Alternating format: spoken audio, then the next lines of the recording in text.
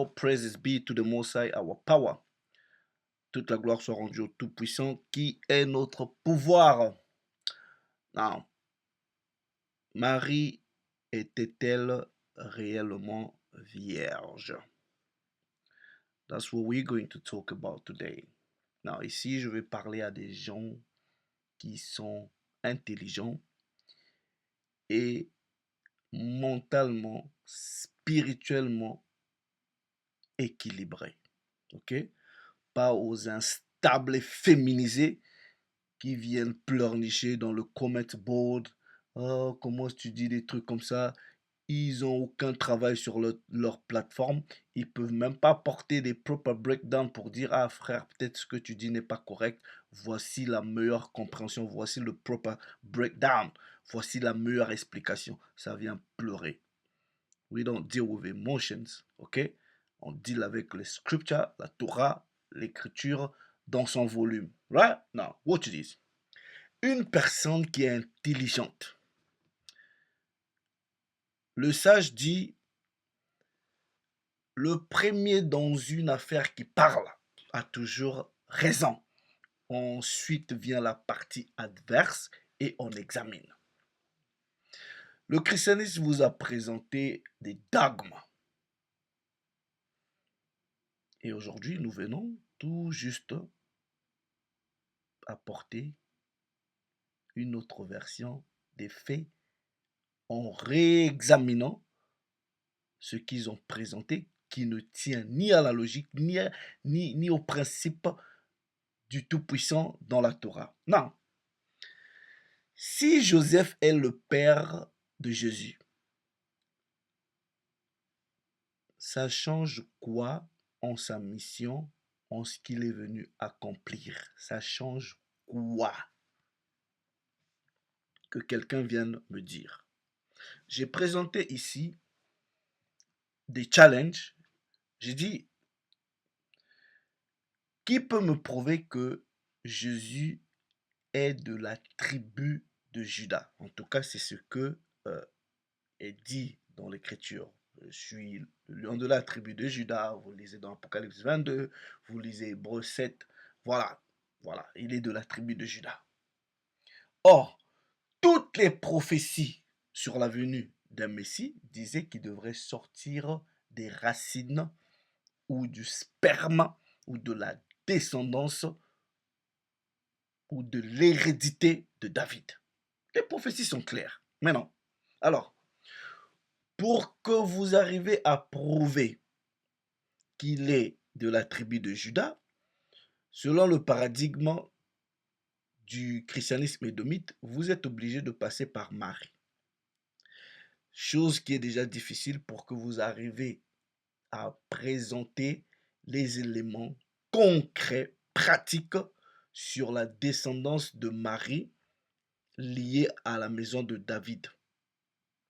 Mais même si, je dis même si vous arrivez à établir cela, vous aurez toujours un problème, tout simplement parce que l'appartenance tribale selon la Torah est déterminée, définie et établie par rapport au Père. Il est dit de Jésus être un roi. Or, pour être un roi, c'est une question d'hérédité. La royauté, c'est de père en fils. Ok? Voilà. Maintenant, quand on dit de père en fils, voilà, vous voyez ici, chez les ennemis, deux fois, ça passe par les femmes. Mais pour que ça passe même par une femme, il faudra que dans cette famille-là, peut-être qu'il n'y ait pas d'hommes, de garçons. Voilà. Maintenant, est-ce que Marie était une reine en Israël? Et si même vous pouvez le prouver, vous devrez aussi nous présenter le fait que dans sa famille, il n'y avait pas un homme pour hériter de la royauté. Venez aussi nous expliquer pourquoi Joseph, un père qui est adoptif, vient faire quoi dans la généalogie d'un enfant qui ne lui appartient pas. Quand on parle de généalogie, on parle du sang, on parle des gènes. Là, non. Il est aussi dit que Jésus a été élevé étant qu'un grand prêtre. Or, vous ne pouvez pas être un prêtre si on ne peut pas déterminer votre affiliation patriarcale. On ne peut pas savoir qui est votre père. Jésus est présenté aussi comme étant une figure euh, à l'instar de Melchisedec. Vous lisez des fausses traductions qui vous disent que Melchisedec, il n'a ni père ni mère. Mais Jésus avait une mère. It doesn't make any sense, right? Now, watch this, yeah? Quel est le principe que Dieu établit de façon pratique, pragmatique, réelle, factuelle pour qu'une personne arrive à l'existence? C'est quoi le principe? C'est quoi le mécanisme? Genèse chapitre 2. L'homme, vous quittez vos parents, vous vous attachez à votre femme. Et les deux, vous devenez une seule chair. Right? Now, watch this, yeah?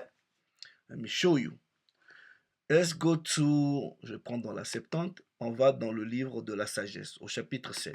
Regardez ce que le sage dit. Et moi aussi, je suis un homme mortel, semblable à tous, né de la race du premier crié, parlons d'Adam. Et j'ai été fait chair dans les entrailles d'une femme, coagulé dans le sang en 10 mois, fruit de la sémence d'un homme et du plaisir qui vient avec le sommeil, c'est-à-dire avec le sexe. Et moi aussi, aussitôt né, j'ai respiré l'air commun à tous. Je suis tombé sur une terre également misérable. Et comme tous, j'ai jeté ma première voix en pleurant.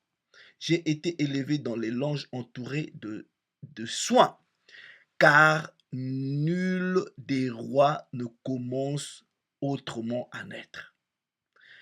Même entré dans la vie et même sorti pour tous.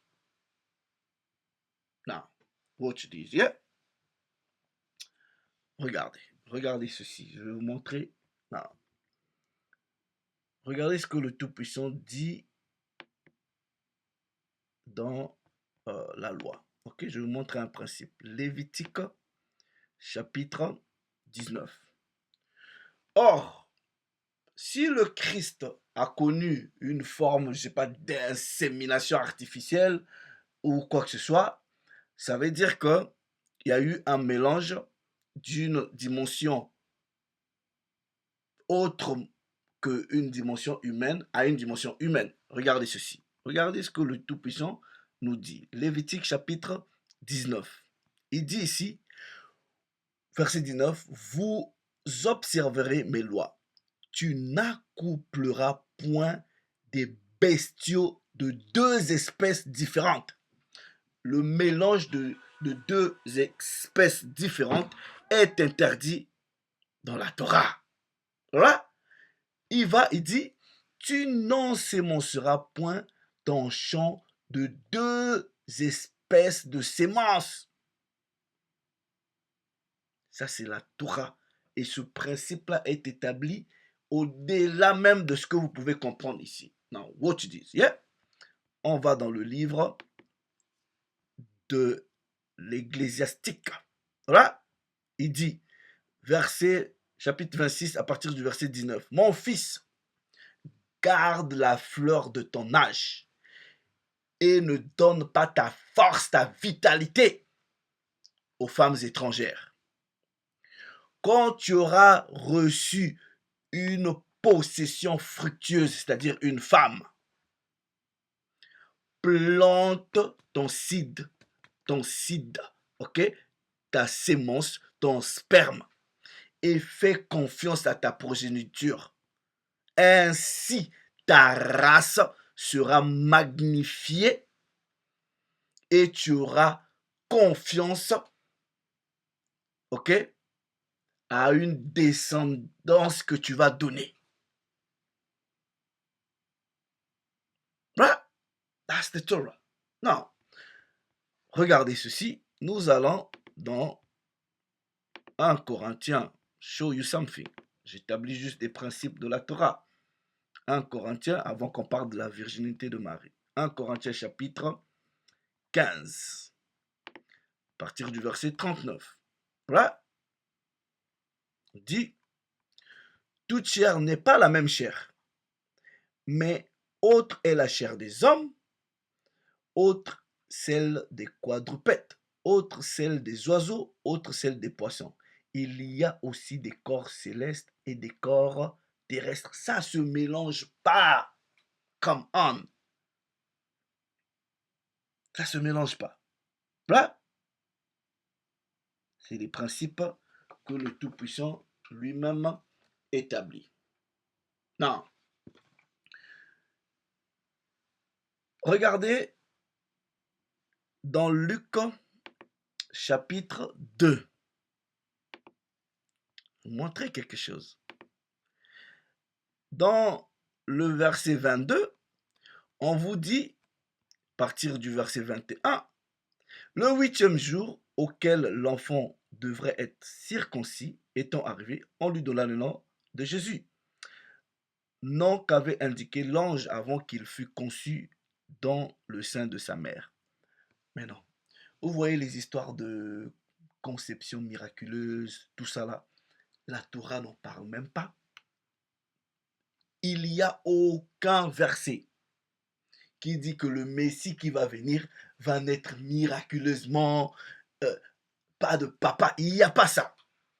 Et celui, quand nous arrivons dans l'Alliance renouvelée, celui qui a beaucoup écrit, la personne de Paul de Tarse, ne fait aucune mention d'une femme vierge, d'une conception miraculeuse. Il reste muet, silencieux sur ce cas-là.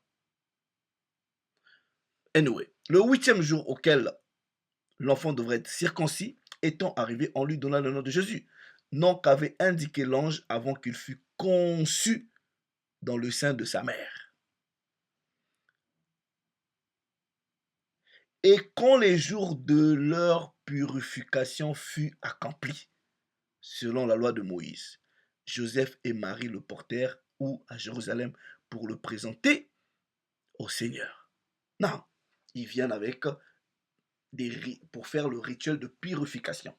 Et le rituel de purification, c'est dans Lévitique chapitre 12. Quand une femme accouche, elle doit se purifier. Et c'est cérémoniellement parlant. Or, quand nous parlons des lavages cérémoniels, si le Christ est né de cette façon-là, pourquoi Marie est obligée de faire ces rituels de purification? Se laver. Il y a quoi comme sueur? Il y a quoi? Anyway, now, watch this, yeah? Let me just get you to think. Right? Get you to think. Dans le livre de Matthieu, au chapitre 1er. Right? Matthieu chapitre 1er. On va lire le verset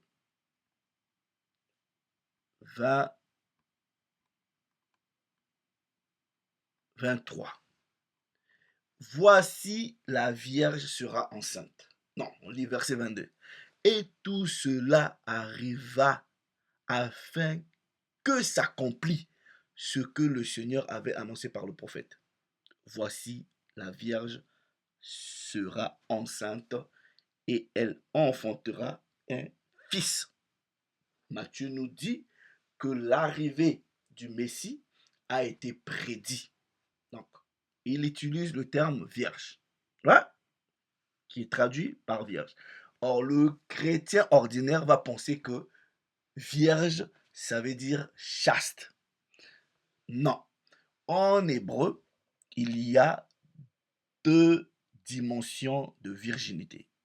Il y a la vierge étant que chaste, ça veut dire que c'est une femme que personne n'a jamais touchée. Et il y a la vierge. Or, la vierge, le mot vierge que Ésaïe utilise ne veut pas dire chaste. Non, I'll show you this. Nous allons prendre cette prophétie. Je pense que c'est Isaiah 7, isn't it? Watch this. Isaiah chapter 7. Donc si cette prophétie s'est accomplie telle que Matthieu nous le fait savoir, là, non, ça veut dire que Marie était réellement chaste. Aucun homme ne l'a touchée. Regardez. C'est pourquoi le Seigneur lui-même vous donnera un signe. Voici, la jeune fille deviendra enceinte. Ok? Ça, c'est la citation que Matthieu nous dit. Quand Jésus naît, il dit c'est ça l'accomplissement. Or, le terme qui est traduit par vierge, c'est la jeune fille. Et ce terme-là, ça veut dire alma. Ça ne veut pas dire chaste. Voilà. I'm show you. Ok. Terme qui est traduit par jeune fille, c'est alma. Voilà. Ça ne veut pas dire chaste. Ok. Non. Regardez. C'est traduit par vierge, jeune fille, jeune homme. Ça veut aussi dire une jeune femme en âge de se marier. Vos biblistes vous disent fille ou nouvellement mariée. Il n'y a pas d'exemple où l'on puisse prouver que ce mot puisse désigner une femme qui ne soit plus vierge. Come on. Vous connaissez pas la Torah? Hein? Non. Regardez maintenant qui est véritablement la Vierge. Là, donc, on vous dit ici, le terme Alma ne veut pas forcément dire une chaste. Or, même si vous voulez attribuer la prophétie là à Jésus, encore on peut s'asseoir et discuter, mais lisez la suite et Ésaïe chapitre 8. Vous allez voir que cette femme-là, l'enfant est déjà né, c'est pas une vierge anyway. Voilà. Ça, c'est un autre sujet. Non, regardez. On va vous montrer c'est quoi la vierge, la chaste. Genèse chapitre 24. Voilà. On va lire le verset 16. Vous allez voir la différence. Ok? C'est un autre mot. Betula. Ok? Le verset 16 dit, en parlant de Rebecca, c'était une jeune fille, jeune femme, très belle de figure, elle était vierge. Et on va préciser qu'aucun homme ne l'avait connue. Le terme vierge ici, c'est Petula. Voilà. Celle-là, aucun homme n'a touché. Alma, on a déjà touché. Donc, vous êtes en âge d'être marié, vous êtes Alma. Ça ne définit pas votre statut vaginal ou je sais pas, sexuel. Non. Hein? Est-ce que vous comprenez comment est-ce que la Torah établit ces principes-là? Non. What you dis, yeah? Allons dans le livre de Proverbes. Je vais vous montrer quelque chose. Que même, c'est-à-dire Alma, même une prostituée, ça veut dire juste une jeune femme en âge d'être mariée ou voilà, qui est peut-être déjà sexuellement active. Regardez ceci. On va dans Proverbes. On va vous parler même d'une femme adultère là-bas. Livre des Proverbes au chapitre 30. Show you something.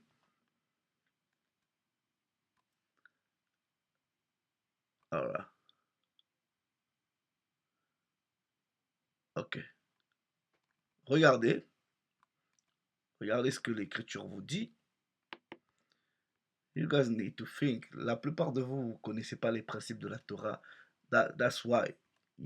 Regardez ce que le Tout-Puissant dit au verset 18, à partir du verset 18.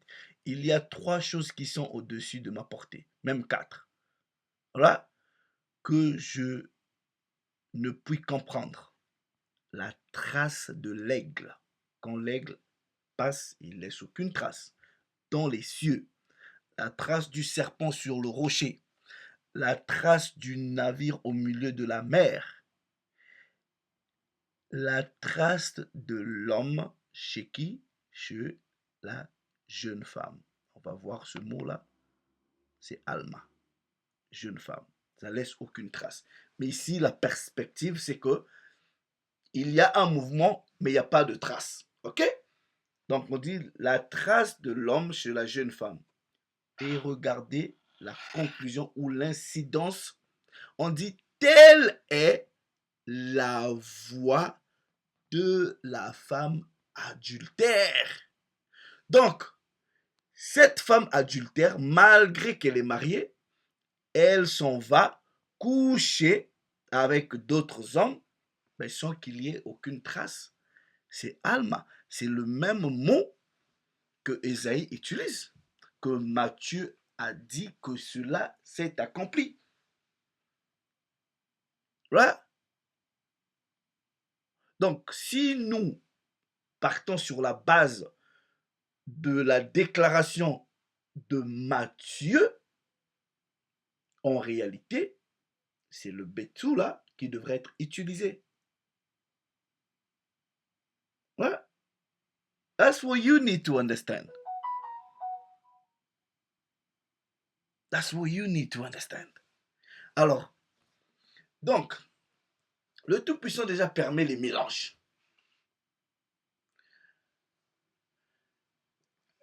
Une espèce spirituelle va venir se mélanger avec une espèce physique, c'est déjà une abomination. À quoi ça sert de dire aux gens, vous ne pouvez pas ensemencer 2 semences différentes, mais toi, le Tout-Puissant, étant qu'une entité invisible, spirituelle, tu viens te mélanger avec une entité physique que toi-même t'as créée. Does that make any sense to you? Maintenant, dites-moi, Joseph vient faire quoi dans la généalogie d'un enfant qui ne lui appartient pas? Montrez-moi les principes de l'adoption, ok, dans la Torah. Comment est-ce qu'on adopte? Non. Si vous voulez d'abord comprendre les principes de comment est-ce que l'adoption est faite chez les Israélites, vous devrez déjà premièrement comprendre euh, vous pensez que les Israélites, c'était genre comme on fait aujourd'hui, ouais, vous n'avez pas d'enfant, vous allez adopter. Vous pensez que ça se passe comme ça? Les Noirs là, vous adoptez. Les Noirs, vous adoptez. Mais chez les Noirs, c'est quoi? C'est-à-dire, vous prenez les enfants de vos sœurs, les enfants de vos frères, ça se passe comme ça? Bon, peut-être avec l'évolution aujourd'hui, les gens peuvent décider, mais on vous parle de nos pratiques ancestrales. Voilà. C'est pas dans des histoires d'adoption, tu vas aller prendre un enfant qui ne t'appartient pas dans ce sens. Non, c'est-à-dire quand il s'agissait des adoptions, on prenait toujours les gens de sa propre famille. Mais ensuite, on pourrait aussi prendre des enfants d'autres personnes, peut-être parce que quelqu'un a jeté l'enfant, ou peut-être parce que vous voulez aider, mais aller réclamer, par exemple, dans la généalogie de cet enfant-là, vous allez vous mettre dedans. Mais comment vous expliquez ça? Hein? Alors, une pratique qui est liée à la forme d'adoption, c'est le lévira. C'est-à-dire, quand votre frère était marié et qu'il meurt avant de donner des enfants à sa femme, le frère du défunt avait la responsabilité de prendre la femme de son frère et de léver pour le frère défunt une descendance. c'est-à-dire légalement, l'enfant qui naîtra d'un mariage du Lévira est reconnu comme étant, ok, la descendance du frère décédé. Mais biologiquement, c'est l'enfant du frère qui a pris la femme. Right? Let me just show that to you. Where is it? Regardez, je vais vous le prouver avant de terminer. Vite fait, hein? Don't need to. And then, je vais revenir pour vous expliquer comment est-ce qu'on peut réconcilier les deux narratifs de Matthieu et de Luc. Right? Now, what you dis, yeah? Genèse chapitre 38. Je vais vous montrer. Ok? À partir du verset 6. Judas prit pour Er son premier-né, une femme nommée Tamar. Premier-né de Judas, était méchant aux yeux du Tout-Puissant, et l'Éternel le fit mourir. Alors Judas dit à Onam, va vers la femme de ton frère, prends-la comme beau-frère et suscite une postérité à ton frère. Regardez, le frère, sachant que cette postérité ne serait pas à lui, mais c'est toi qui vas aller coucher avec cette femme. C'est ça la Torah. Donc, même s'il avait fait ça, mais en prenant les enfants, ces enfants-là, biologiquement, sont à lui, mais légalement parlant, selon la loi, ils sont la postérité du frère défunt. What are you talking about?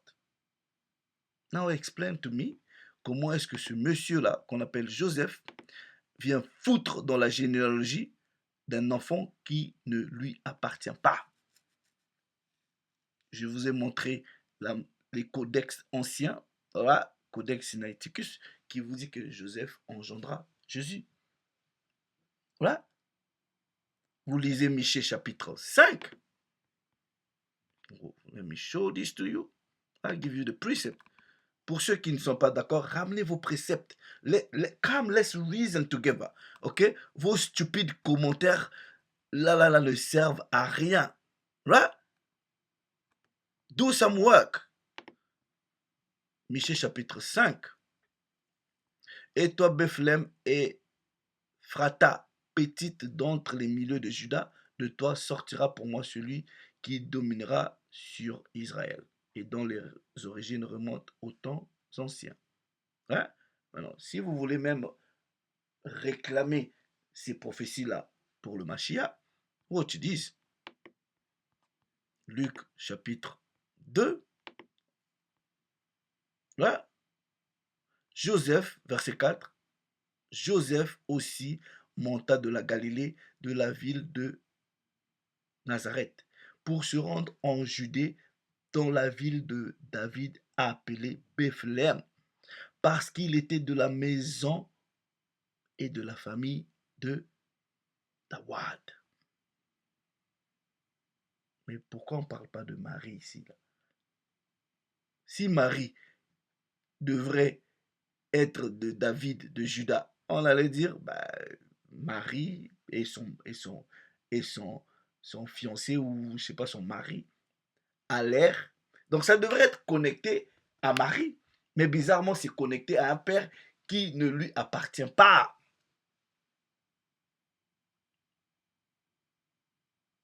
Right?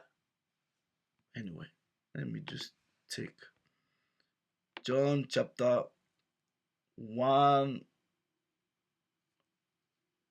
John chapter 7, verse 42, real quick. L'Écriture ne dit-elle pas que c'est de la postérité de David et du village de Bethléem où était David que le Christ devait venir? Mais là-bas, on a dit Joseph était de la maison de David Et il est parti où? À Bethléem avec sa femme. Le sujet, c'est Joseph. Est-ce que vous ne pouvez pas réfléchir? Anyway, chapitre 6 du verset, let me read, 42. Voilà, pour finir.